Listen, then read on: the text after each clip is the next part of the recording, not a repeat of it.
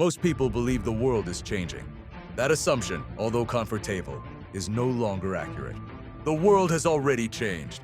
What many are experiencing today is not transformation itself, but the delay between reality and awareness. History rarely announces itself. It moves quietly, while attention is consumed by noise, urgency, and distraction. For decades, global stability was not a natural condition. It was engineered. After the Second World War, a carefully designed system emerged, centralizing power through currency, institutions, and military alliances.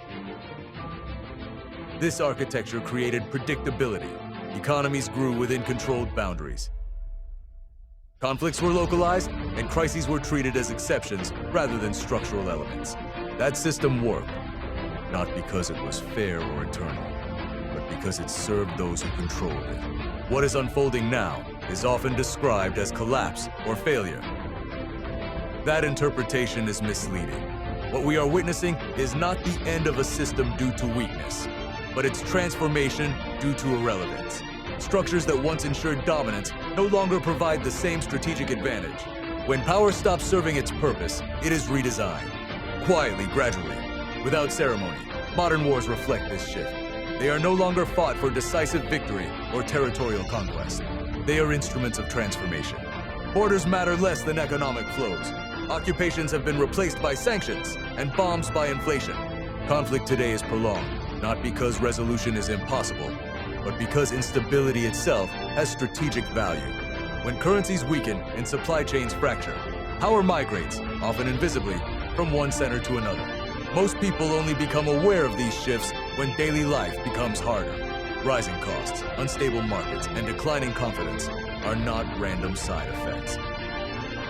They are signals. The battlefield has expanded beyond geography and entered the realm of finance, energy, information, and perception. Control is no longer enforced through presence, but through pressure.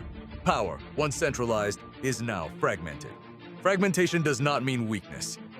It means complexity. And complex power structures are harder to see, harder to explain, and harder to challenge. While public attention remains fixed on crises and headlines, new alliances are forming in silence, not through speeches or declarations, but through agreements, logistics, and long-term strategy. The new world will not be announced. It will be normalized. Every transition generates fear. Fear is a natural response to uncertainty, but it becomes dangerous only when combined with ignorance. Those who fail to understand transitions experience them as chaos. Those who recognize patterns early experience them as opportunity. This moment is not defined by disorder, but by direction. The compass has shifted, even if the destination is still unclear. This is not a prediction of the future. It is an observation of the present. Understanding the forces reshaping the world is not about anxiety or ideology. It is about awareness. Those who understand transitions early do not panic.